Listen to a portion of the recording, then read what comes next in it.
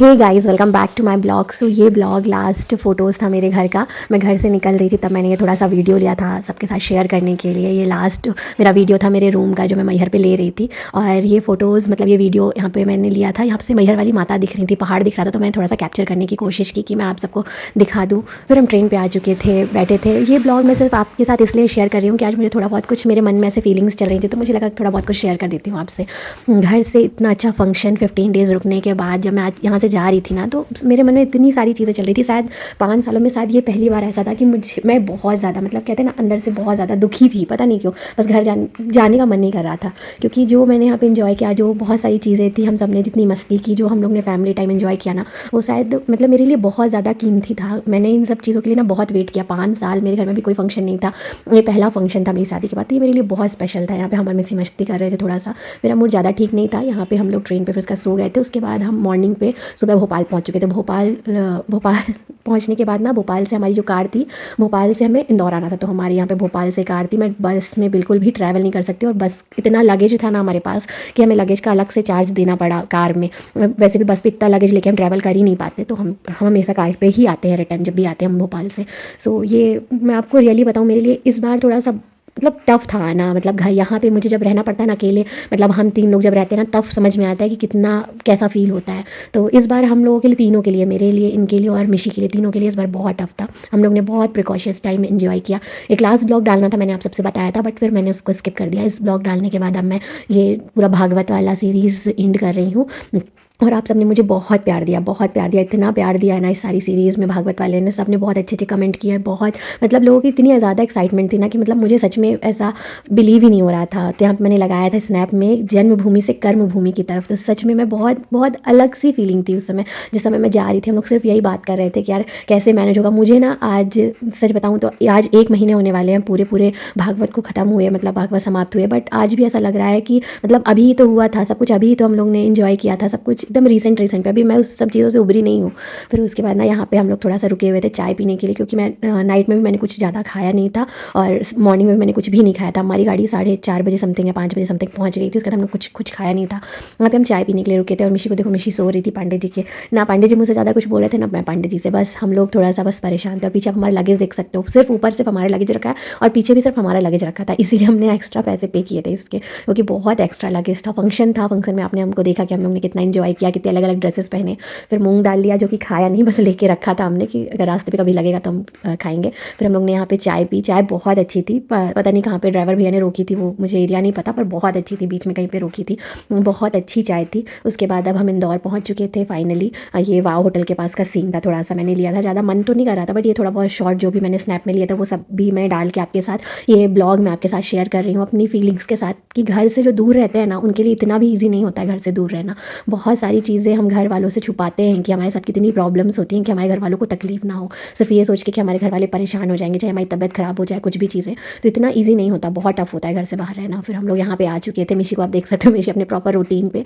और हमारे पास आने के और जाने से पहले एक काम होता है, हम रजनी बाबा के दर्शन करते हैं। जाने से पहले भी हमने किया था, और आने के बाद भी हमारे लिए वो सब कुछ है हमारे जीवन के, तो उनके दर्शन करना हमारे लिए, हम डेली वहाँ जाके दर्शन करते हैं। तो मिशी यहाँ पे सबसे कॉलोनी में बता रही थी कि हम आ गए, हम आगे। सबसे हाई बाय चल रहा था, सब लोग पूछ रहे थे कैसा था सब कुछ, तो सबसे हाई बाय करके बता रही थी कि हाँ सब कुछ अच्छा था।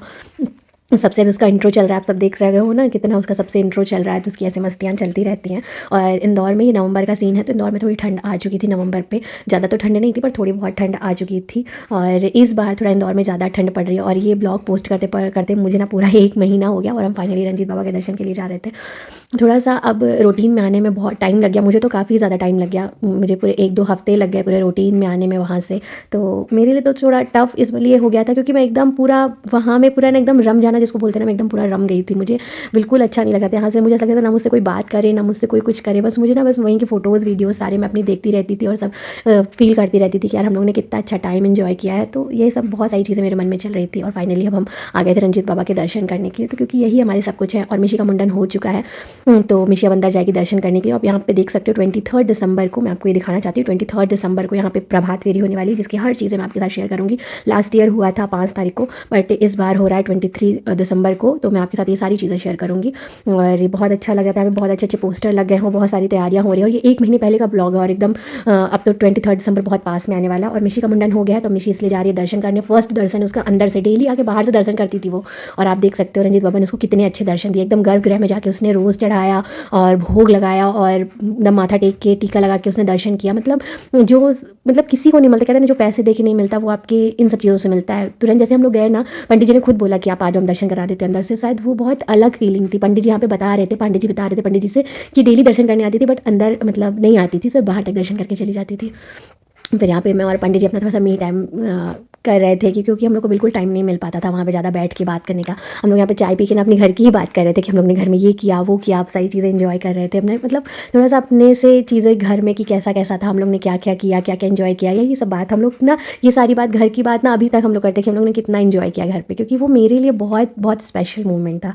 फिर हम और मिशी घर वापस आ रहे थे, तो आज हम लोग ने मानपूर्णा के दर्शन किए और रंजीत बाबा के दर्शन किए। मिशी को अंदर से दर्शन कराया, क्योंकि उसका झालर उतर गई है, तो हम उसको हर जगह ले जाकर दर्शन करा सकते हैं। और एक मैं आपके साथ और शेयर करूँगी कि एक बहुत ही प्यारी जगह है, वो भी मैं मिशी को दर्शन कराने ले जाऊँगी, तो उसका भी ब्लॉग मैं जल्दी आपके साथ पोस्ट करूँगी, क्योंकि मैं दर्शन करा चुकी हूँ। वो ब्लॉग मैं आपके साथ जल्दी शेयर करूँगी। माँ अन्नपूर्णा का जो हमने दर्शन किया उसका मैंने वीडियो कोई भी फ़ोटोज़ नहीं बनाई थी, तो मैंने वहाँ पर दर्शन किया। एक फ़ोटोज़ में भी हो सकती होगी आपके साथ, तो मैं आपके साथ शेयर करूँगी। हाँ, मैंने कोई वीडियोज़ नहीं लिए। फिर मेरी इंगेजमेंट एनिवर्सरी थी 20 नवंबर को, उसके नेक्स्ट डे, तो मैंने इसका भी थोड़ा सा वीडियो आपके साथ डाल दिया। पांडे जी ने ये इसी टाइप का थोड़ा और बड़ा बुके ना मुझे इंगेजमेंट में गिफ्ट किया था, किट कैट और रोज़ का, इससे थोड़ा ज़्यादा बड़ा था वो, बट कोई नहीं, ये भी चलेगा। तो 5 साल बाद भी मुझे सेम गिफ्ट मिला, मुझे बहुत अच्छा लगा। और जस्ट आई और मिशी ने ले लिया, बोला कि ये तो मिशी का गिफ्ट है, ये तो मिशी का गिफ्ट है। तो इसलिए मैंने ये वीडियो आपके साथ शेयर किया, और इतना खुश होकर बता रही थी ना, पापा आप ये तो मिशी के लिए लाए हो।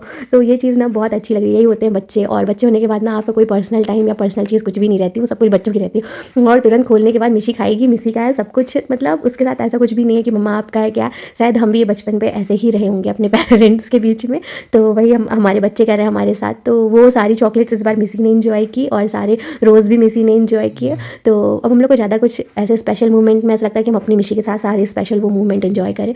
और जो भी कुछ प्रिकॉशियस मोमेंट होते हैं वो सब मैं आपके साथ शेयर करना पसंद करती हूँ। और जो भी आज ये ब्लॉग था ना, वो सिर्फ इसलिए था कि मैं अपने मन की बात आपसे शेयर कर सकूँ। उसके बाद ये 1-2 फ़ोटोज़ हैं जो हम लोग ने चाय पी साथ में उसकी, और दाबेली खाई थी उसकी, और मानपूर्णा की फ़ोटोज़ है जहाँ हम गए थे दर्शन करने। अगर आपको हमारा ये छोटा सा ब्लॉग अच्छा लगा हो ना, so please do follow, like, comment, share और सब्सक्राइब करना ना भूलें। और इतने सारे प्यार के लिए, इतने सारे सपोर्ट के लिए, इतनी सारे कमेंट्स के लिए, सबके लिए thank you. Thanks for watching, bye bye.